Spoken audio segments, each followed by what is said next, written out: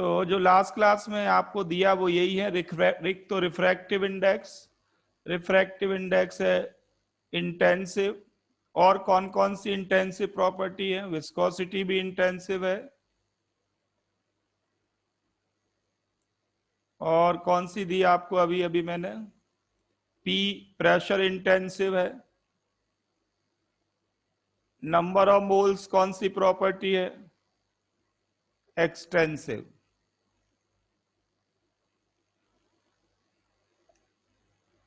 Number of moles extensive property है।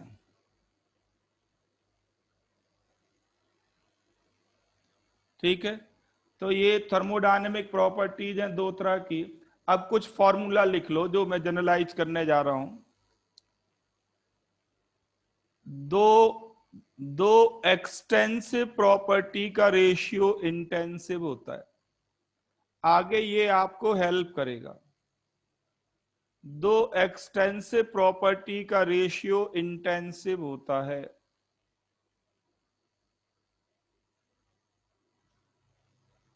आप इसको अरेंज कर सकते हो, रीअरेंज कर सकते हो। मतलब ये कि इंटेंसिव और एक्सटेंसिव का जो प्रोडक्ट है वो क्या होता है, इंटेंसिव और एक्सटेंसिव मल्टीप्लाई कर दें तो क्या बनेगा, एक्सटेंसिव। दो एक्सटेंसिव का रेशियो इंटेंसिव,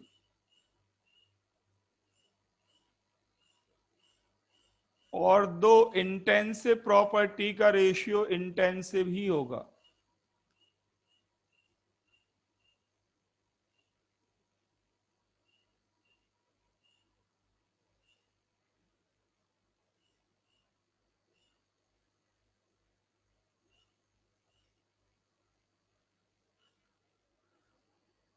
फॉर एग्जाम्पल जैसे आपने डेंसिटी लिखी, डेंसिटी इक्वल टू होता है मास बाय वॉल्यूम।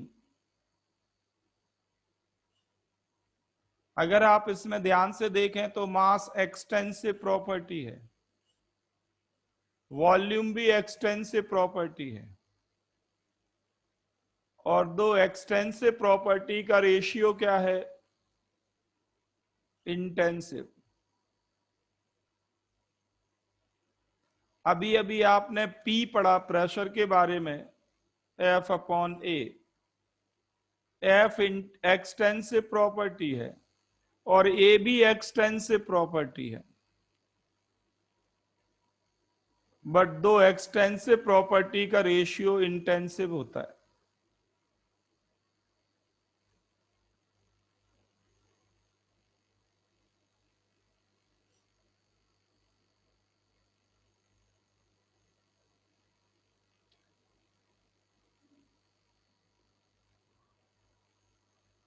दो एक्सटेंसिव प्रॉपर्टी का रेशियो इंटेंसिव होता है।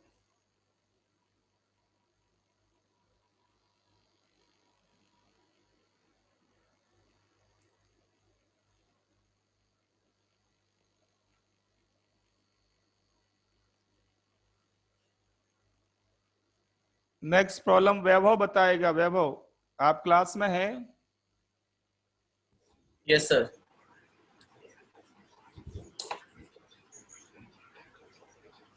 ओके, बताओ बेटा, स्पेसिफिक चार्ज और चार्ज दो अलग अलग हैं। ये स्पेसिफिक चार्ज आपने स्ट्रक्चर ऑफ एटम में नाम सुना होगा। स्पेसिफिक चार्ज एंड चार्ज, इनमें से कौन इंटेंसिव कौन extensive? Both intensive both extensive. Sir specific charge intensive और चार्ज एक्सटेंसिव। हाँ बिल्कुल ठीक answer, right answer. Specific charge intensive कैसे कंक्लूड किया आपने? Sir specific charge mass to charge ratio होता है, और जैसे अगर हम 1 इलेक्ट्रॉन काउंट करें तो उसका रेशो होगा 1 यूनिट अपॉन 1 जो उसका चार्ज होता है। अगर 2 काउंट करें तब 2/2 हो जाएगा। हाँ बिल्कुल ठीक। स्पेसिफिक चार्ज होता है बेटा charge per unit mass. Specific charge होता है charge per unit mass.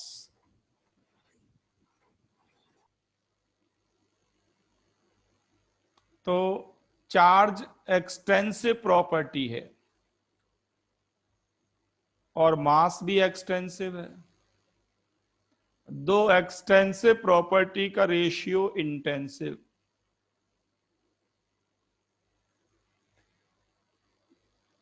Charge extensive कैसे है ये समझने के लिए आप अपने आप समझिए। मैं आपसे कहूं कि मेरे पास से 2 मोल फॉस्फाइड आयन है, 2 मोल फॉस्फाइड आयन सैंपल है, तो इस पे जो चार्ज होगा वो यही चार्ज होगा। इतने कूलाम्स होगा, यस और नो, इंटू 3।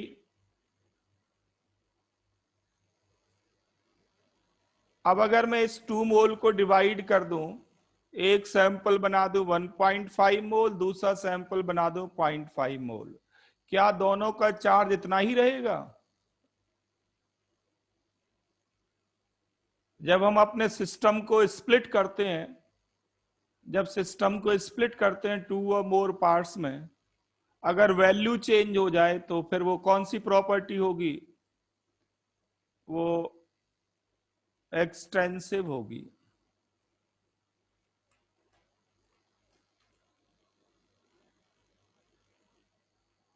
तो चार्ज एक्सटेंसिव प्रॉपर्टी है, चार्ज एक एक्सटेंसिव प्रॉपर्टी है।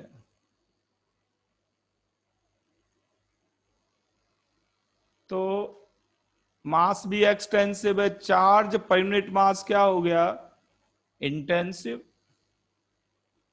अब मैं और जनरलाइज करता हूं आपको। जिन प्रॉपर्टीज में आगे स्पेसिफिक वर्ड लग जाए, जिन प्रॉपर्टी में आगे स्पेसिफिक वर्ड लग जाए, आपको आगे सोचना ही नहीं कुछ भी, सीधे कह देना है वो इंटेंसिव है। पूरी केमिस्ट्री में, पूरी फिजिक्स में जहां भी स्पेसिफिक वर्ड लिखा हो, आप ब्लाइंडली बोल देना कि ये इंटेंसिव प्रॉपर्टी है।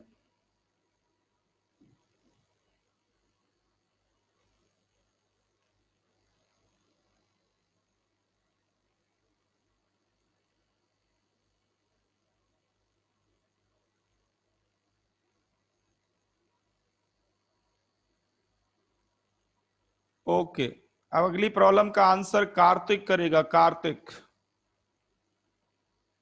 कैमरा ऑन रखो। कार्तिक, मेरी आवाज आ रही है? Yes sir. यस सर, आ रही है सर। आप बताओ मुझे heat capacity and specific heat capacity. अभी आप इनका डिटेल नहीं जानते, कोई बात नहीं, आगे मैं पढ़ाने वाला हूं, बट एटलीस्ट इनके नाम सुन के ही आप बता सकते हैं कौन इंटेंसिव कौन extensive. Sir heat capacity extensive और स्पेसिफिक हीट कैपेसिटी इंटेंसिव। हाँ बिल्कुल सिंपल है, ये एक्सटेंसिव प्रॉपर्टी है और ये इंटेंसिव है। मैं फिर रिपीट कर रहा हूं, जिन क्वांटिटीज के आगे, जिन टर्म्स के आगे स्पेसिफिक लिखा हो। कार्तिक, तुमने कैमरा ऑफ कर दिया, फिर क्या प्रॉब्लम है? कैमरा ऑन रखो। हर एक को अलग अलग बोलना पड़ेगा क्या मुझे? पूरी क्लास तो इसी में चली जाएगी। ये मैं सबसे कह रहा हूं, सारे बच्चों से।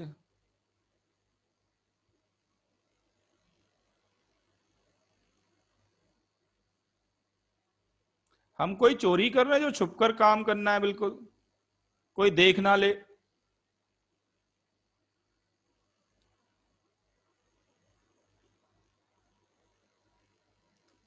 क्या हम चीन की सेना, चीन की बॉर्डर पे घुसपैठ कर रहे हैं?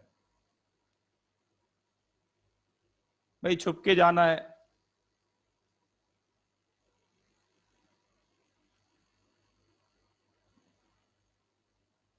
तो specific heat capacity intensive property है और हीट कैपेसिटी एक्सटेंसिव है।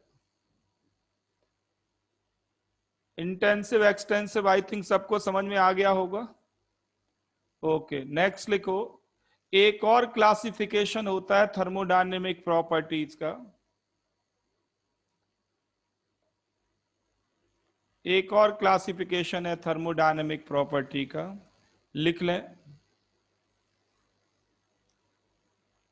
वो है स्टेट फंक्शन, स्टेट प्रॉपर्टी और स्टेट फंक्शन।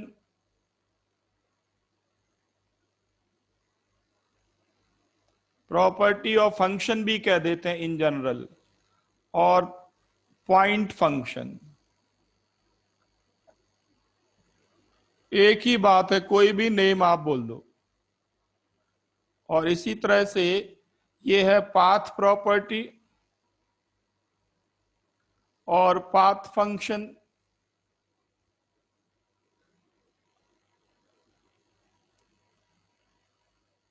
पाथ प्रॉपर्टी और पाथ फंक्शन।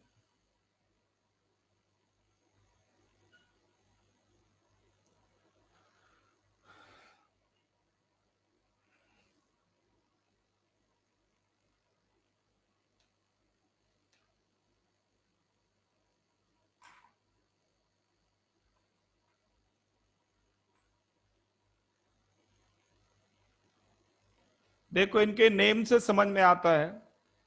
देखो सीधे सीधे मैं बोलूं तो हमारे क्या पूरी दुनिया में दो तरह के इंसान हैं। दो तरह के इंसान हैं।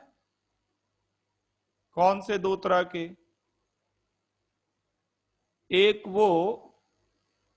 वो जो ईमानदारी के रास्ते से पैसे कमाते हैं, मेहनत करके पैसे कमाते हैं, जिनके लिए पैसे कमाना तो है बट ईमानदारी से। और एक वो जो पैसे कमाना चाहते हैं किसी भी रास्ते से, चाहे दूसरे का गला काटना पड़े तो भी मंजूर है, दोस्त को धोखा देना पड़े तो भी मंजूर है,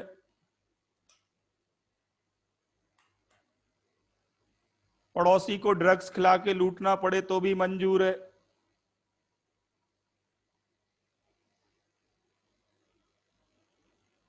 किसी भी रास्ते से।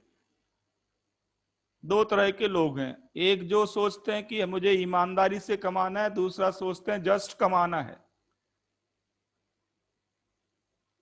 तो एक होगा उनमें से स्टेट प्रॉपर्टी और दूसरा पाथ प्रॉपर्टी। किसको स्टेट प्रॉपर्टी कहेंगे और किसको पाथ प्रॉपर्टी कहेंगे?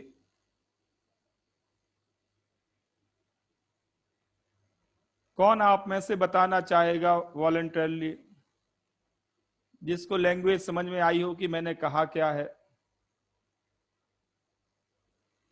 अनम्यूट करके बोलो।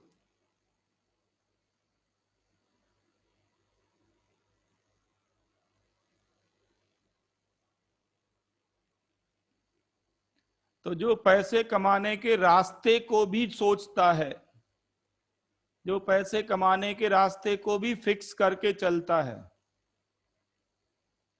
वो है पाथ फंक्शन। और जो पैसे कमाने के रास्ते को नहीं सोचता, वो है स्टेट फंक्शन और स्टेट प्रॉपर्टी। जस्ट उसको रिच बनना है, चाहे किसी भी तरीके से बने।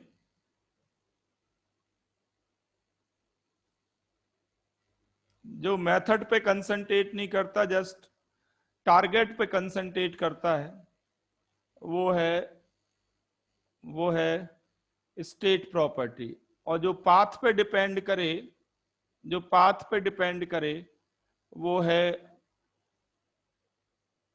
Path function. सिंपल है। आप बताओ, थोड़ा फिजिक्स की लैंग्वेज में बात करते हैं। ये फिजिक्स में भी थर्मोडायनेमिक्स पढ़ाई जाएगी। जिससे पूछे वही आंसर करेगा और कोई नहीं बोलेगा। बहुत ही आसान प्रॉब्लम में पूछ रहा हूं। गौरव, कैमरा ऑन करो।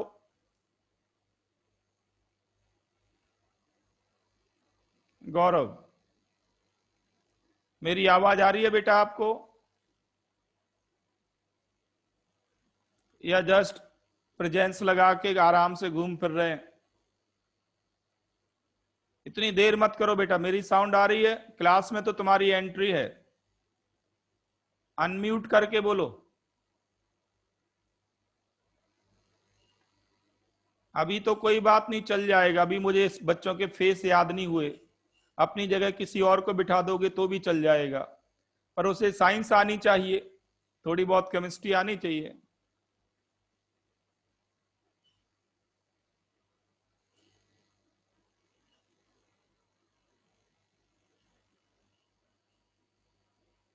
मैं साउंड की बात कर रहा हूं बेटा, कम से कम साउंड तो आनी चाहिए। कैमरा चलो खराब कर लिया, अच्छी बात है आपके लिए। बताओ मुझे, मैं दो सिंपल फंक्शन दे रहा हूं, होपफुली आपने पढ़ लिया होगा फिजिक्स में। डिस्टेंस एंड डिस्प्लेसमेंट,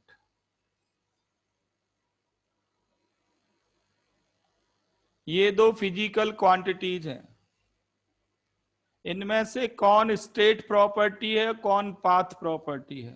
किसकी वैल्यू जस्ट स्टेट पे डिपेंड करेगी और किसकी वैल्यू उन स्टेट के बीच पाथ पे डिपेंड करेगी? गौरव, अनम्यूट करके बोलो बेटा।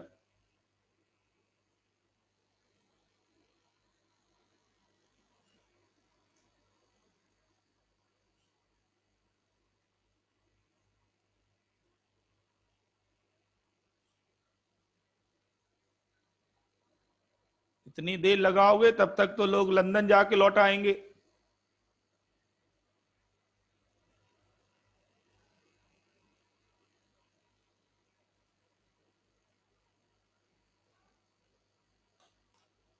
आयुष बोलो बेटा, अनम्यूट करके बोलो आयुष। डिस्टेंस पाथ पे डिपेंड करेगी सर। डिस्टेंस पाथ पे डिपेंड करेगी, बिल्कुल ठीक आंसर है। डिस्टेंस है एक्चुअल पाथ ट्रेवल्ड, और डिस्प्लेसमेंट क्या है? शॉर्टेस्ट शॉर्टेस्ट पाथ, बिल्कुल ठीक है। तो इनिशियल और फाइनल स्टेट पे डिस्प्लेसमेंट डिपेंड करेगा। पाथ की शेप क्या है उस पर डिस्टेंस डिपेंड करेगी, टोटल पाथ लेंथ। तो डिस्टेंस हो गई पाथ प्रॉपर्टी, डेफिनेशन पढ़ना, उसमें टोटल पाथ लिखा होगा। और डिस्प्लेसमेंट हो गया स्टेट प्रॉपर्टी। आपने शायद फिजिक्स में किए हो, 9th-10th में किए हो, या अब 11th में कर लिए हो, कि भाई आपने एक पूरा राउंड ले लिया, बताओ कितना डिस्प्लेसमेंट है? ए से चल के वापस ए पे आ गए, डिस्प्लेसमेंट कितना? 0। बिल्कुल ठीक है। क्यों है 0 डिस्प्लेसमेंट? इसलिए 0 है क्योंकि स्टेट वही होगी वापस, स्टेट में तो चेंज नहीं आया, ए से चले ए पे लौट आए, बट डिस्टेंस 0 नहीं होगी। डिस्टेंस होगी 2πr के बराबर।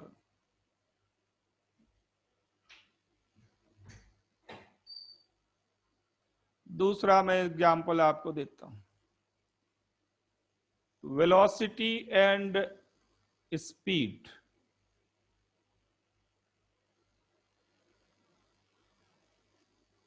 ये टर्म मैं इसलिए ले रहा हूं कि होपफुली आपने पढ़ लिया होगा। अभी केमिस्ट्री में एंट्री करेंगे। फिजिक्स आसान सब्जेक्ट होता है, दिखाई पड़ता है, जल्दी समझ में आ जाता है। केमिस्ट्री में थोड़ा इमेजिनेशन है।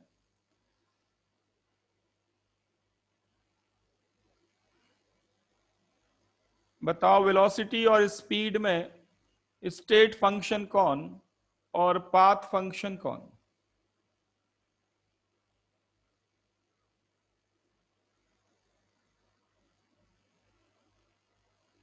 भारती, आप बताओ। भारती,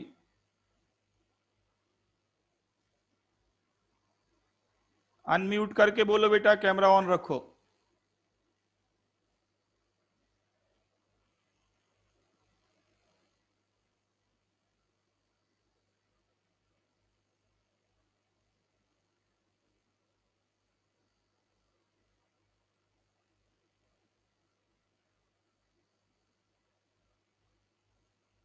अरे मैंने जिससे पूछा वही बोले।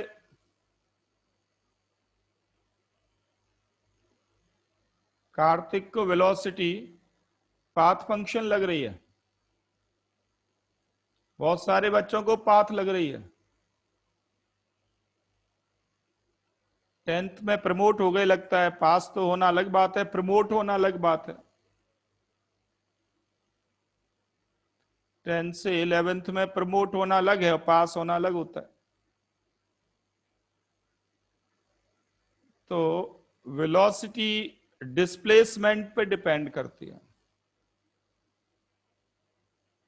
वेलोसिटी है स्टेट फंक्शन और स्पीड है पाथ फंक्शन।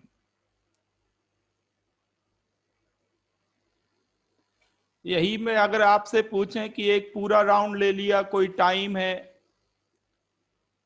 कोई टाइम लगा, मान लो 10 मिनट्स लगा, आर दे दें, आपसे पूछें वेलोसिटी बताओ, एक राउंड में वेलोसिटी की वैल्यू क्या होगी? वेलोसिटी की वैल्यू होगी 0, क्योंकि वेलोसिटी है स्टेट फंक्शन।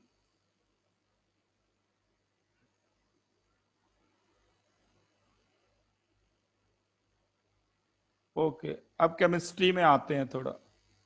ये तो फिजिक्स की बातें चल रही थी अब तक। अब बताओ मुझे आप, जो मैं पूछने जा रहा हूं, गैस का पी कौन सी प्रॉपर्टी है?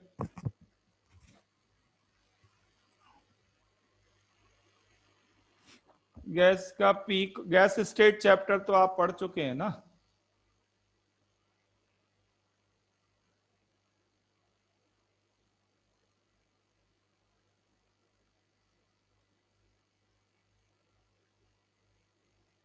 नितिन आप बोलो, नितिन। अनम्यूट करके बोलो बेटा, जल्दी करो। नितिन,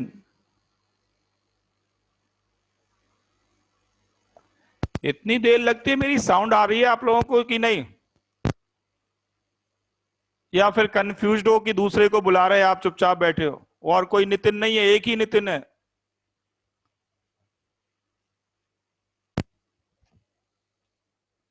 मैंने कहा अनम्यूट करके बोलो बेटा। नहीं आता तो कह दो सॉरी नहीं आता। अंग्रेजों ने एक वर्ड बना रखा है सॉरी, थप्पड़ मार दो, बाद में कहो सॉरी।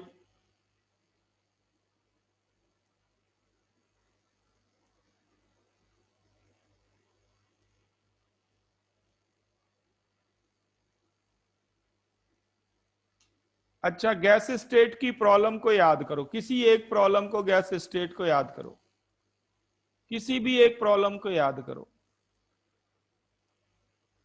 आप क्या लिखते हो? अगर डाटा देखें तो आप लिखते हो pressure of gas is 3 atmosphere, ऐसे डाटा लिखे होते हैं, ध्यान देना। क्या आपको यह बताया जाता है कभी पी की वैल्यू देते वक्त? पी की वैल्यू जब देते हैं तो क्या आपको यह बताया जाता है कि 3 एटमॉस्फेयर हम कहां से अचीव कर रहे हैं? 5 से 3 एटमॉस्फेयर कर रहे हैं या 1 एटमॉस्फेयर से 3 एटमॉस्फेयर कर रहे हैं? क्या कभी साथ में ये बताया गया किसी भी प्रॉब्लम में that how are we achieving 3 atmosphere? Answer है नो। किसी भी प्रॉब्लम में ये नहीं बताया जाएगा कि 3 एटमॉस्फेयर हमने कहां से अचीव किया। जस्ट आपको ये गिवन होगा pressure of the gas is this. तो अगर किसी वैल्यू के साथ पाथ डिफाइंड नहीं है, ध्यान से सुनना, अगर किसी वैल्यू के साथ पाथ डिफाइंड नहीं है तो समझ लीजिए कि वो क्या है, स्टेट फंक्शन, स्टेट प्रॉपर्टी।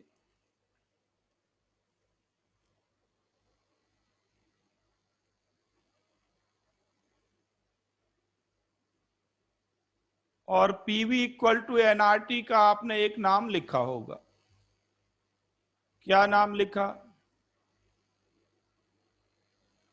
आपने लिखा होगा इक्वेशन ऑफ स्टेट। देख लेना चैप्टर में, ये आपने लिखा होगा। पीवी इक्वल टू एनआरटी को आपने लिखा होगा इक्वेशन ऑफ स्टेट।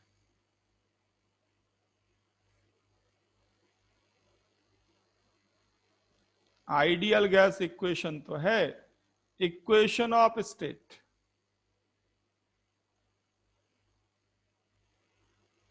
इसमें एन और आर तो कांस्टेंट होते हैं। ये जो तीनों टर्म है, पी, वॉल्यूम, टेम्परेचर, ये तीनों स्टेट फंक्शन है, ये तीनों स्टेट प्रॉपर्टी हैं, इसलिए इसका नाम पड़ गया इक्वेशन ऑफ स्टेट।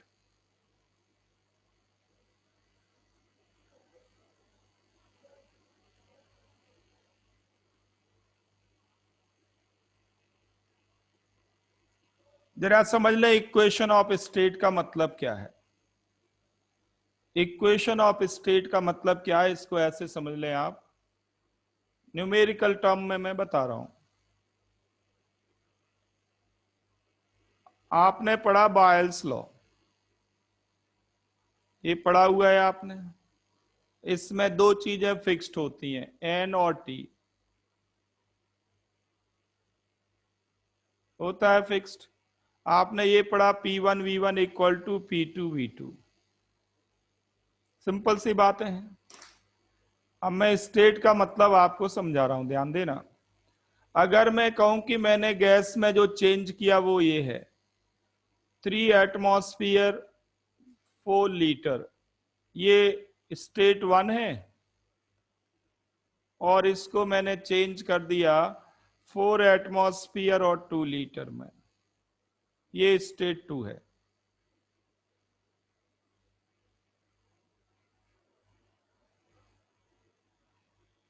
तो P1V1 इक्वल टू P2V2 है।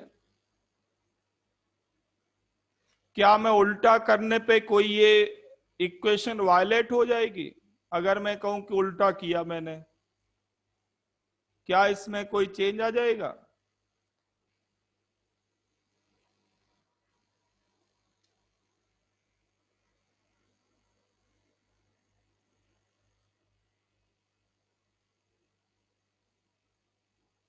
आंसर है नो।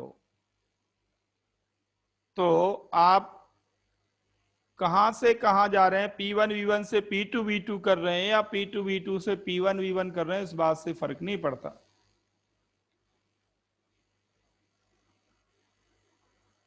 तो ये स्टेट फंक्शन में हो सकता है, पाथ फंक्शन में नहीं। पाथ में तो आपको दिखाई पड़ेगा, अभी आगे मैं डील करने वाला हूं। तो प्रेशर, वॉल्यूम, टेम्परेचर तीनों स्टेट प्रॉपर्टी हैं, तीनों स्टेट प्रॉपर्टी हैं। अब मैं नए टर्म लिख रहा हूं, इनको आप लिख लें, वर्क। अब मैं इसको W से डिनोट कर रहा हूं, हीट, इसको डिनोट कर रहा हूं Q से। कैपिटल Q भी लिखते हैं, कहीं कहीं स्मॉल q भी लिखते हैं। Work, heat, internal energy,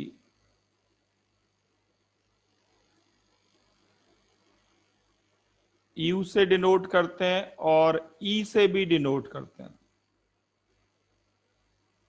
enthalpy, H से डिनोट करते हैं। हीट कैपेसिटी, कैपिटल C से डिनोट करते हैं। स्पेसिफिक हीट कैपेसिटी,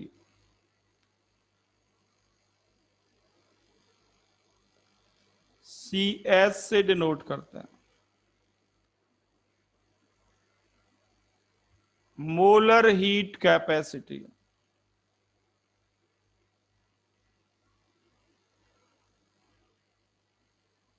CM से डिनोट करते हैं।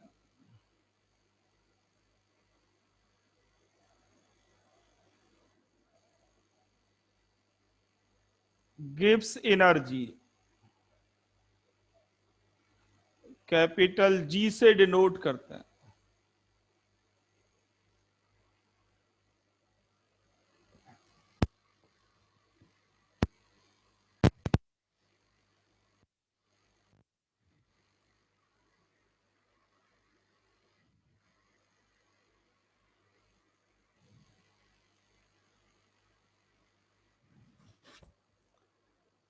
इसमें लिखें, ये सारा डिटेल अब मैं डील करने वाला हूं। आगे का पूरा चैप्टर थर्मोडायनेमिक्स इन्हीं के अबाउट घूमने वाला है।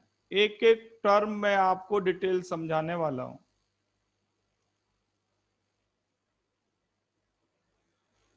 इसमें लिख लें आप, वर्क पाथ फंक्शन है, बट वर्क के बारे में तो थोड़ा आपको डिटेल लिखना पड़ेगा। एक एक करके करते हैं। वर्क इनफैक्ट लिख लो, पहले आइडिया लिख लो। केमिस्ट्री में पाथ होता है, बट फिजिक्स में तो स्टेट भी मिल सकता है, दोनों लिख लो, पाथ और स्टेट फंक्शन। कब ये पाथ होगा कब स्टेट होगा अभी बताते हैं।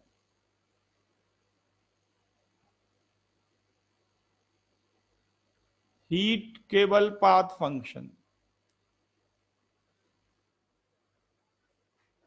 Internal energy state function, enthalpy state function, heat capacity state function, specific heat capacity state function, molar heat capacity state function, Gibbs energy state function.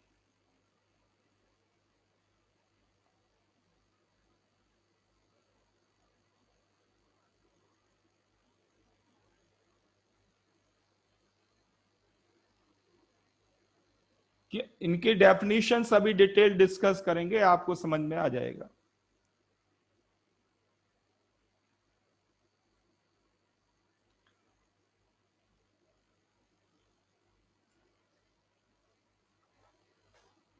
सबसे पहले तो ये लिख लो कि वर्क होता क्या है और पाथ और स्टेट कब होगा।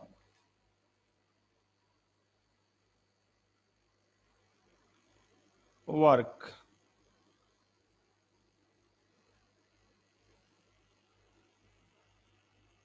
आपने होपफुली फिजिक्स में ये फॉर्मूला पढ़ा होगा। अगर मैं डिफरेंशियल फॉर्म में लिखूं तो dW इक्वल टू F.dx, पढ़ा है आप लोगों ने? यस और नो?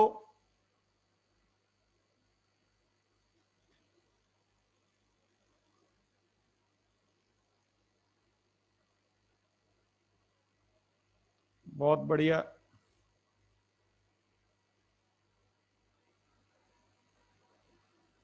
dx है डिस्प्लेसमेंट, F है फोर्स। दो तरह के फोर्सेस होते हैं, दो तरह के फोर्सेस। एक होता है कंजर्वेटिव फोर्स और दूसरा होता है नॉन कंजर्वेटिव। क्या आपने ये पढ़ लिया है, कंजर्वेटिव एंड नॉन कंजर्वेटिव?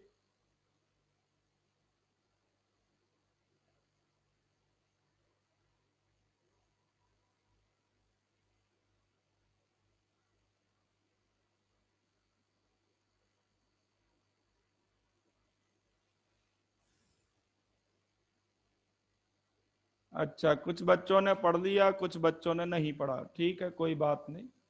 चलो मैं सारी बातें बताता हूं आपको।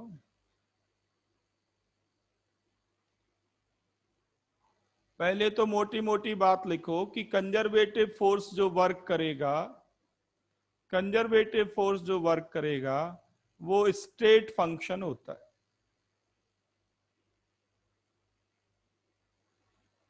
और नॉन कंजर्वेटिव फोर्स जो वर्क करेगा वो पाथ फंक्शन होता है।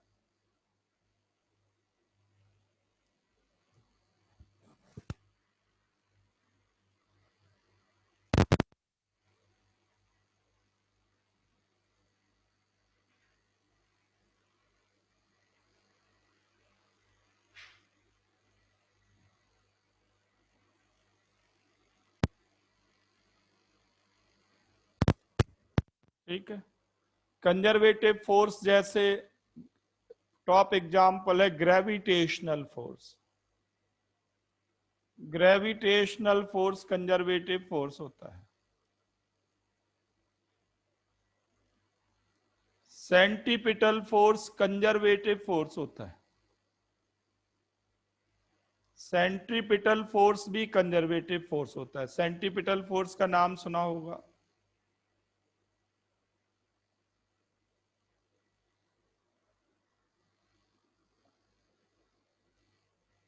और जो फ्रिक्शनल फोर्स है वो पाथ फंक्शन होता है।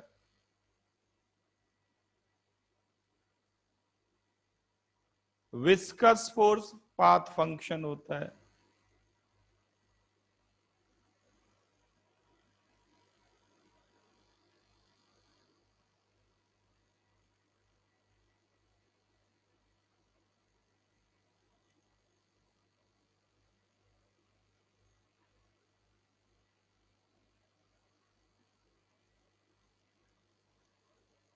तो देखो, अभी ज्यादा फिजिक्स में नहीं जाना मुझे, केमिस्ट्री में मैं बात कर रहा हूं। केमिस्ट्री में अगर आपसे पूछा जाता है कि वर्क क्या है, तो आपका आंसर होगा पाथ फंक्शन। नोट कर लो ये, क्योंकि केमिस्ट्री में कंजर्वेटिव फोर्सेस का कोई काम नहीं।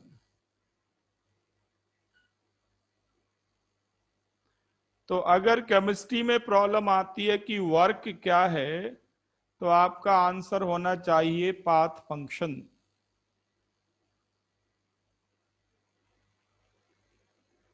और फिजिक्स में भी ये चैप्टर है थर्मोडायनेमिक्स, वहां भी पढ़ाया जाएगा सारा। अगर फिजिक्स में ये प्रॉब्लम आएगी कि वर्क क्या है, तो वो आपको बताएंगे साथ में कौन सा फोर्स वर्क कर रहा है। तो आंसर होगा, कंजर्वेटिव है तो स्टेट और नॉन कंजर्वेटिव है तो पाथ। वो डिफाइन करेंगे कौन से फोर्स का वर्क हमें निकालना है, which force is doing work.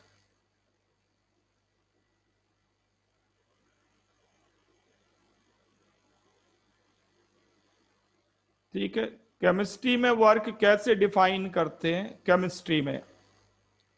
अब केमिस्ट्री में डिफाइन करने का तरीका हर एक का अलग है, बिल्कुल है वही चीज, बट हम सब कुछ एनर्जी के टर्म में बोलते हैं। लिख लो, वर्क की डेफिनेशन लिखो।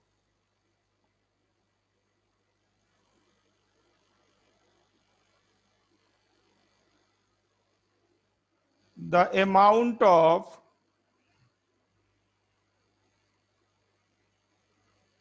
energy transferred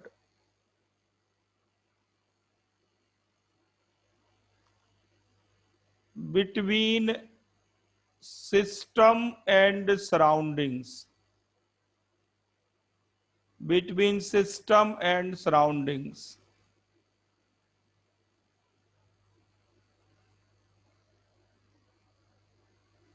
is known as work.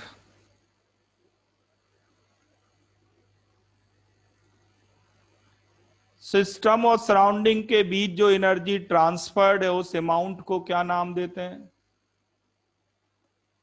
उसको नाम देते हैं work.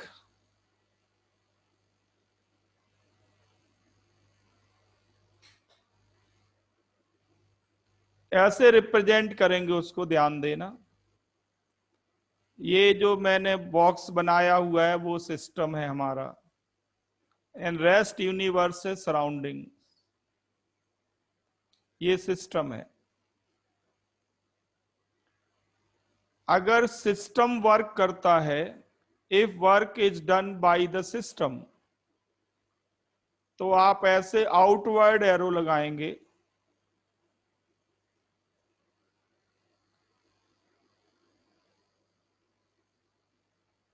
And if work is done by the surrounding, तो आप इनवर्ड एरो लगाएंगे। यहां पे टर्मोलॉजी ऐसे यूज होगी, work is done bye, work is done on the system,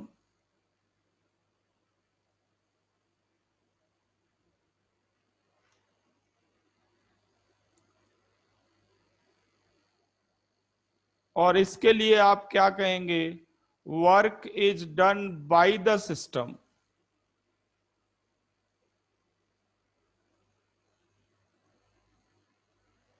surrounding कहीं पे भी यूज नहीं होगा, सराउंडिंग कहीं भी यूज नहीं होगा। Work is done on the system and work is done by the system, ये दो वर्ड यूज होंगे, on the system, bye the system.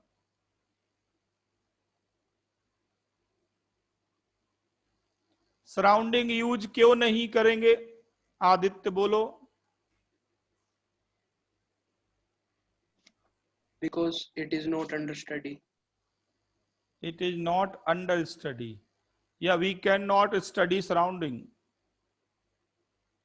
Which is better? We cannot study surrounding. हाँ, ये रीजन है इसका, we are unable to deal with surroundings.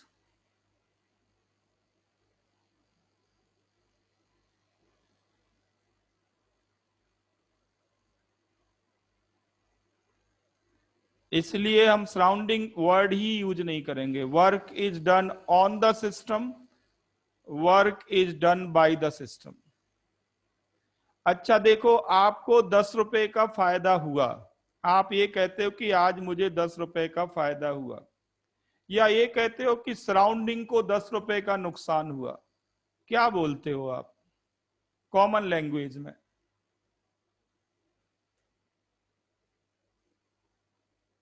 Surrounding को 10 रुपए का नुकसान हुआ ये बोलोगे, या मुझे 10 रुपए का फायदा हुआ?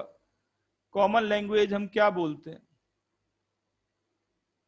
यही बोलते ना कि हमें 10 रुपए का फायदा हुआ, क्योंकि हम अपने आप से डील कर सकते हैं। We can not deal with surroundings.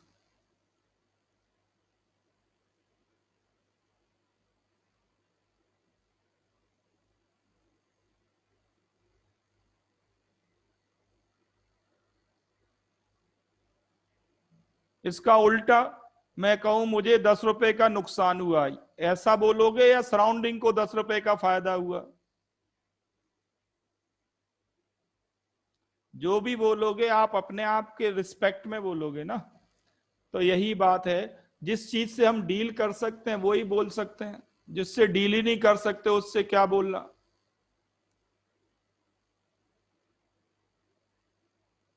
जिससे डील ही नहीं कर सकते।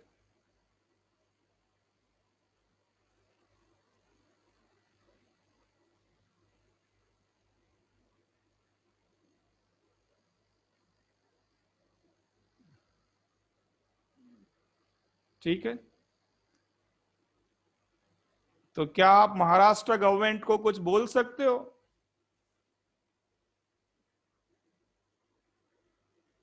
जिससे डील नहीं कर सकते उसका नाम क्या लेना?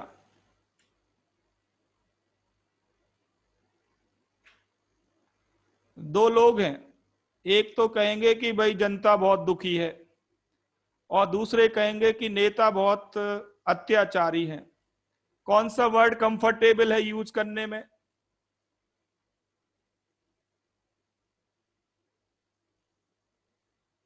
तो नेताओं से तो डील कर नहीं सकते, उनका नाम तो ले नहीं सकते, यही कह सकते हैं हम बहुत दुखी हैं। तो वर्ड वही यूज होगा फर्दर। अब यहां देखो, ये बिल्कुल ऐसा ही है। थर्मोडायनेमिक्स आपको अपनी डेली लाइफ में देखेगा, सुबह से शाम तक। मैं आपको ईमानदारी से बताऊं तो मैंने आधी से ज्यादा थर्मोडायनेमिक्स तो रिक्शा चलाने वालों से सीखी। उनको देख देख के मुझे आइडियाज आए दिमाग में, उनकी बातें सुन सुन के आइडिया आया। एक एग्जाम्पल देता हूं, फिर आगे तो ढेरों एग्जाम्पल आएंगे। आपने सुना होगा कभी कोई रिक्शे वाले को जो ज्यादा रिक्शा चला लेता है दिन भर, वो कहता है मेरी तो वाट लग गई।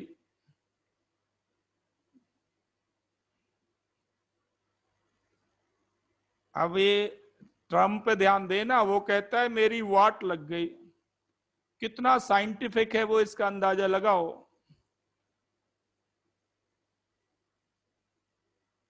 वाट का मतलब क्या है?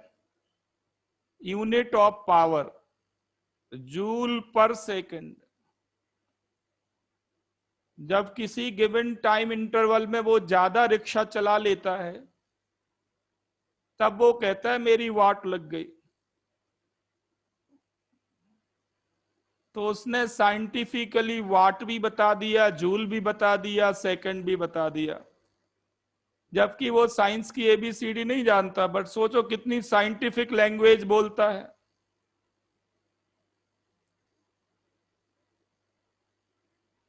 मैंने यही सोचा कि ये वाट लग गई क्यों बोलता है, समझ में आया मुझे कि ये तो बहुत साइंटिफिक है।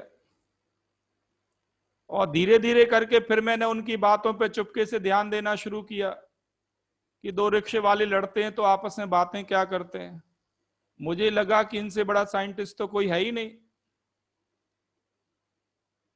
अभी बताऊंगा मैं आगे।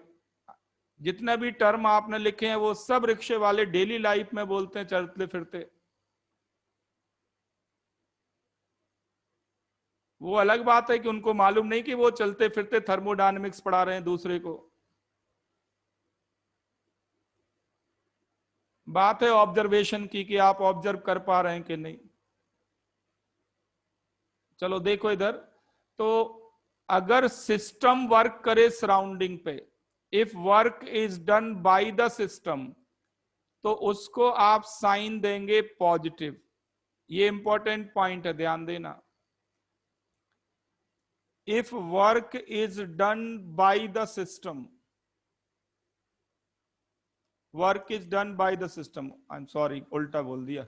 Work is done by the system is given negative sign. Work is done by the system is given negative sign.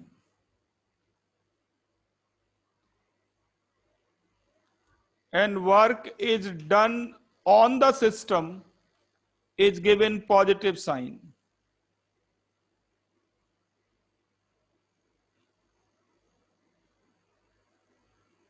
ये है IUPAC convention. IUPAC convention.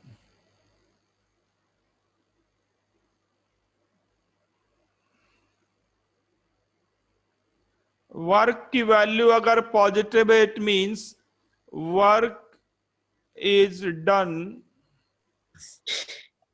On the system.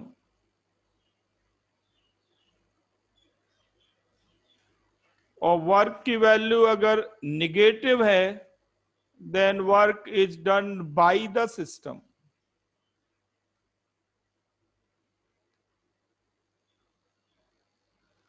इसको सीधे ऐसे याद रखें कि जो सिस्टम से बाहर की ओर एनर्जी जाए, अगर सिस्टम को एनर्जी का लॉस हो तो उसे नेगेटिव साइन देना।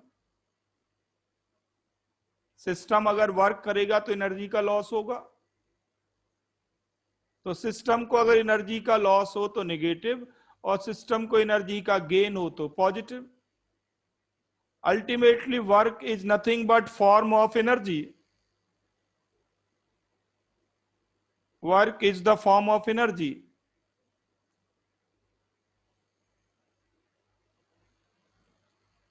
तो अगर सिस्टम को गेन होता है तो पॉजिटिव साइन देना। बट यहां पे साइमल्टेनियसली इंपॉर्टेंट पॉइंट है, ये नोट करें।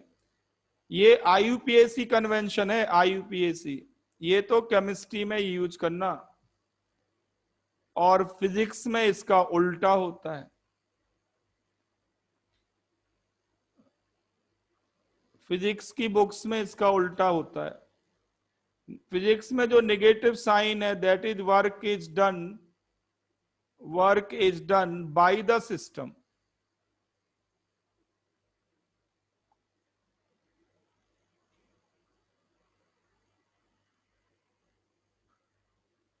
उल्टा चलता है। क्यों ऐसा होता है? तो केमिस्ट्री और फिजिक्स में जो बेसिक डिफरेंस है वो ये है, फिजिक्स जो होती है वो डील करती है फोर्स और डिस्प्लेसमेंट के बीच एंगल से, कि फोर्स किस डायरेक्शन में लग रहा है और डिस्प्लेसमेंट किस डायरेक्शन में हो रहा है।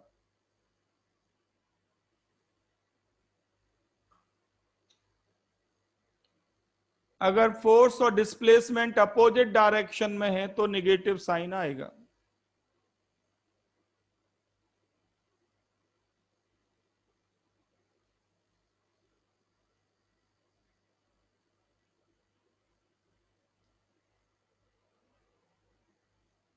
अच्छा अच्छा, गलत कर दिया मैंने, ये वर्क डन बाई लिखा ना, by the system, positive, positive, work done by the system positive.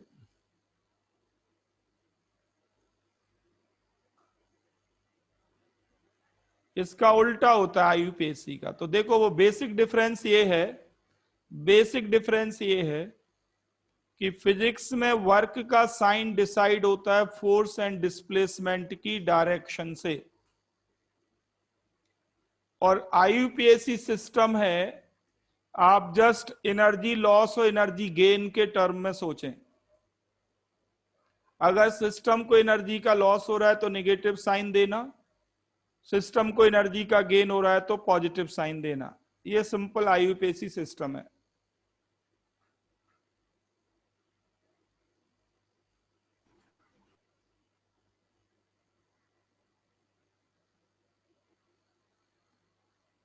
तो कंफ्यूज नहीं होना, दोनों जगह अलग अलग सिस्टम है, किस पेपर में क्वेश्चन पूछा गया उसके अकॉर्डिंग आप आंसर करेंगे।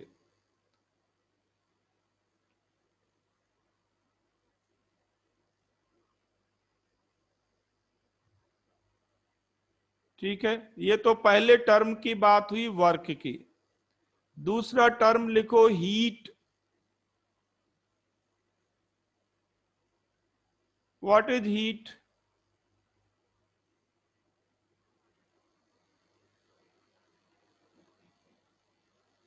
तो लिखो द एनर्जी ट्रांसफर और the energy exchanged,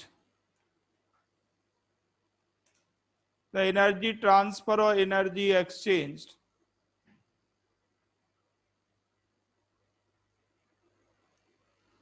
or transferred between system and surroundings,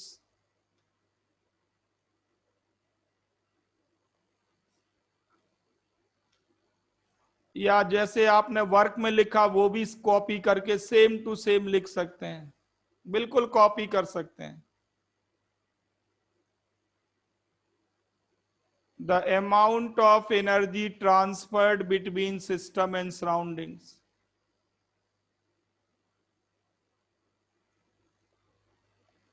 between system and surroundings।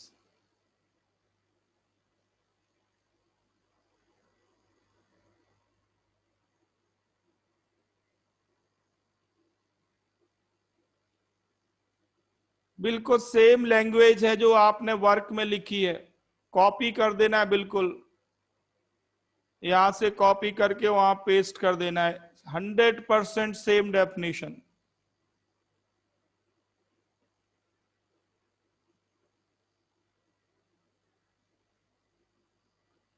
अब डेफिनेशन तो सेम है, फिर डिफरेंस कैसे करें? डेफिनेशन सेम है, साइन भी सेम है, साइन भी सेम है।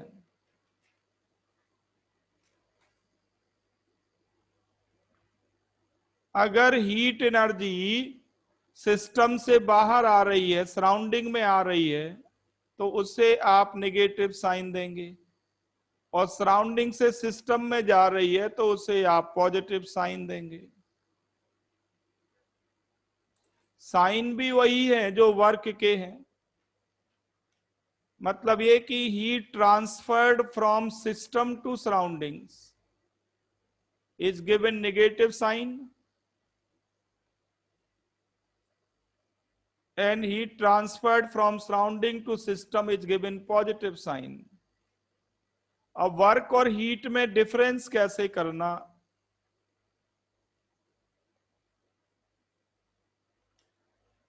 ये भी आप रिक्शे वालों से सीख सकते हैं, उनको मालूम है वर्क और हीट में डिफरेंस क्या है। कभी चुपके से उनकी लैंग्वेज को ध्यान से सुनना।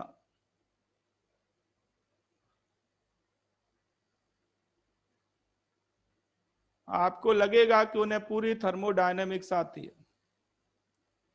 फिर भी वो नेक्स्ट क्लास में सारा डिटेल लेंगे। अभी मैं बस एक एग्जांपल देके आपको फ्री करता हूं। आप बताएं मुझे कि आपने पड़ोसी की एक दीवार को तोड़ दिया, हथौड़ा ले जाके तोड़ दिया, फिर उसकी बेल बजा के उससे कहा कि भाई मुझे पैसा दो, मैंने काम किया। आपने पड़ोसी की दीवार तोड़ दी और उसको कह रहे हैं कि मैंने काम किया, पैसे दो, मुझे दिहाड़ी दो।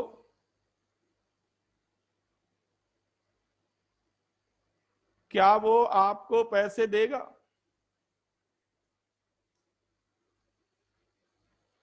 वो 100 नंबर फोन घुमाएगा।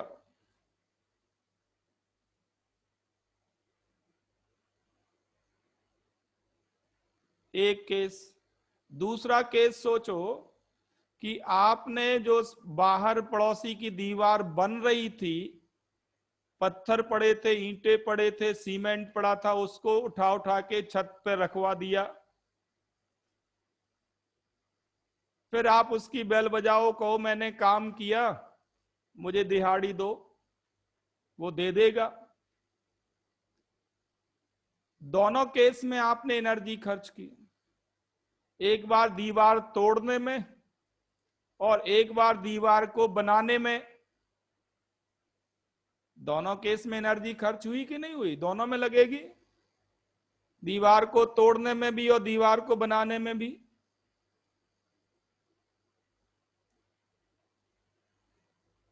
बट एक एनर्जी का नाम है वर्क और एक एनर्जी का नाम है हीट। बता सकते हो कौन सी एनर्जी का नाम वर्क होगा, कौन सी एनर्जी का नाम हीट होगा? जो एनर्जी दीवार बनाने में खर्च की है, उसको तोड़ने में जो आपने कंज्यूम की।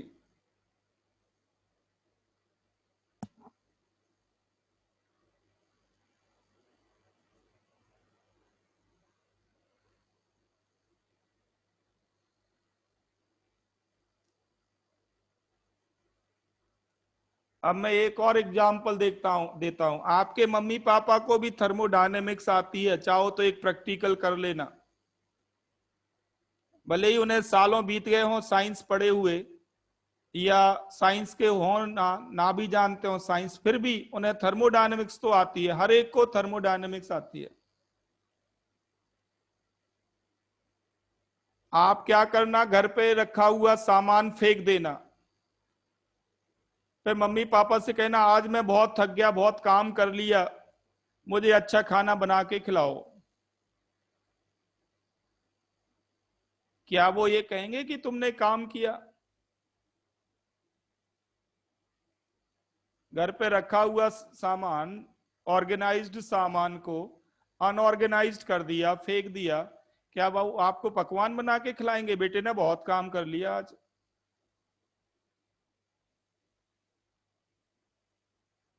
उनकी रिएक्शन क्या होगी, वो टर्म मैं नेक्स्ट क्लास में बताऊंगा। वो टर्म क्या निकलेगा और आप खुद कहोगे कि यही बोलते हैं। और वो आपको बताएगा हीट और वर्क में डिफरेंस क्या है। सोचना आप कल तक क्या टर्म बोलेंगे माँ बाप जब आप घर में रखा हुआ सामान फेंकोगे। वही टर्म रिक्शे वाले भी बोलते हैं।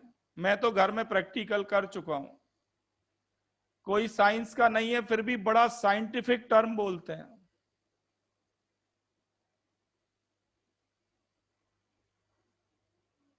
ठीक है, बट मैं सीधा सेंटेंस आपको दे रहा हूं कि heat is the destructive form of energy, heat is the destructive form of energy and work is the constructive form of energy.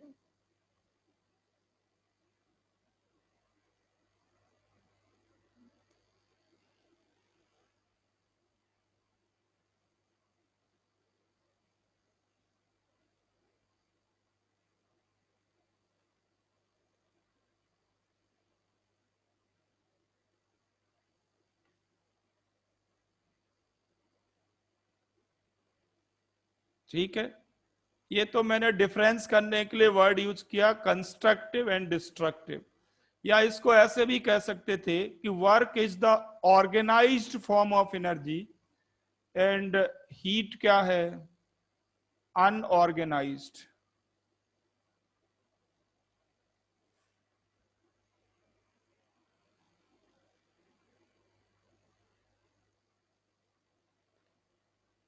तो आप याद करो कि माँ बाप की रिएक्शन क्या होगी, वो आपको मैं नेक्स्ट क्लास में बताऊंगा सारा कि क्या वो बोलते हैं, और इसमें डिफरेंसेस आपको क्लियर होंगे वर्क और हीट में। साथ ही साथ ये भी समझ में आ जाएगा आपको कि वर्क और हीट पाथ फंक्शन क्यों है, स्टेट फंक्शन क्यों नहीं है। ये आपके घर में डेली थर्मोडायनेमिक्स चलती है, सड़क पे भी थर्मोडायनेमिक्स चलती है, बस ऑब्जर्वेशन चाहिए आपका। ठीक है, तो अभी मैं क्लास एंड कर रहा हूं, नेक्स्ट क्लास में इसको करते हैं। इन टर्म्स के बारे में आप चिंतन करेंगे, चिंता नहीं, चिंतन करेंगे, सोचेंगे। चिंतन करने का मतलब क्या है, सुबह 4 बजे उठ के सुखासन में